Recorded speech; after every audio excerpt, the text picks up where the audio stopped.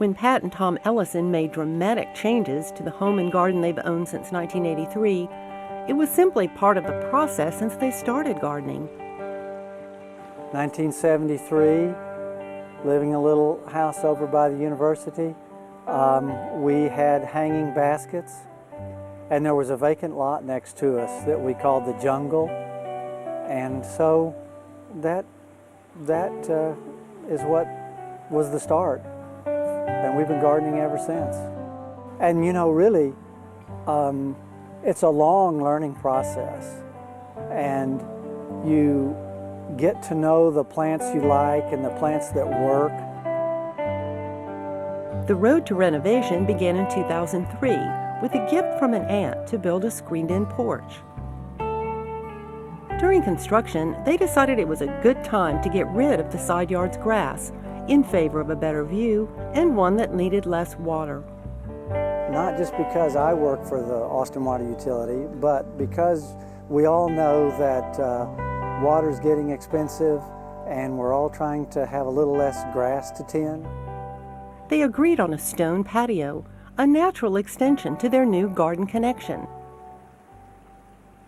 Since I'm a novice, I couldn't chip and shape the stones to fit the spots, so I laid out all the stones out here so that as I built the patio, I could go find the stone that would fit into the pattern.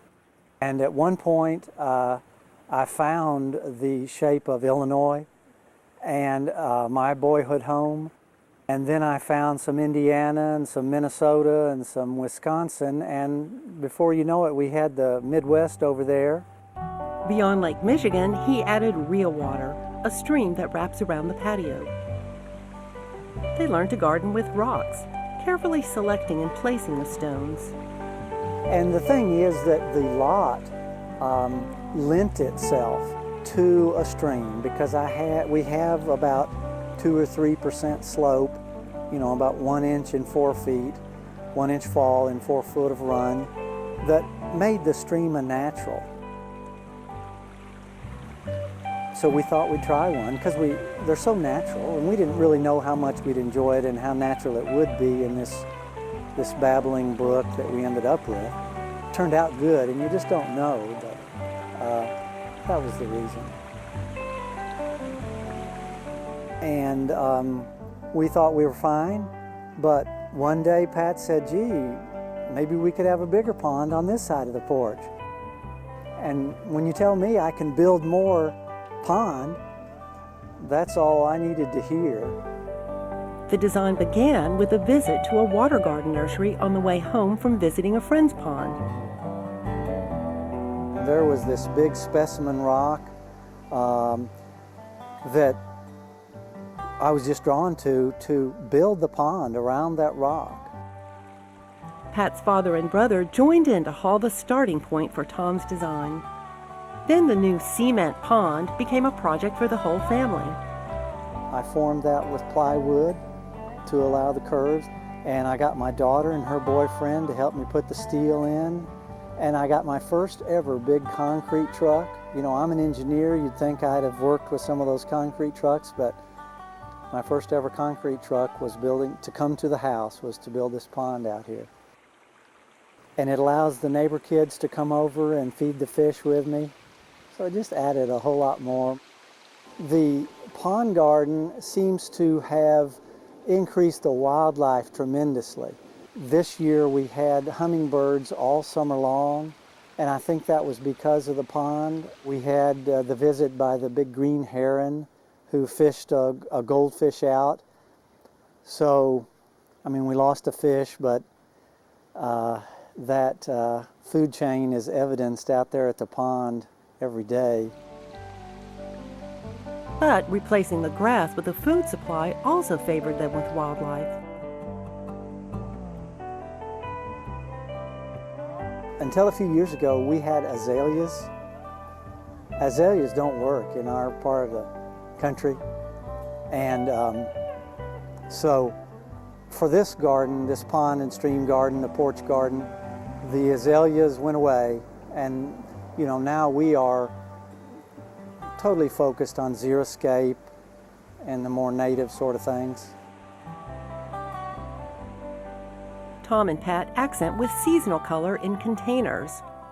We've always in our gardening wanted to kind of have all things and have it both ways.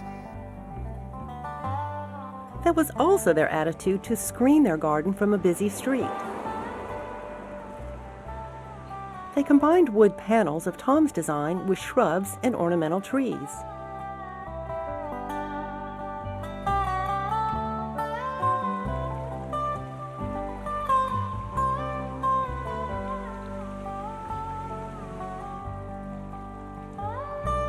And indeed, during the rush hour with the cars and the bus, it's nice to have this screening. But in trying to have it both ways, we have this private area when we want a little private area, but when the neighbors are walking by, they like to talk about the garden, and we enjoy that part of it as much as anything else.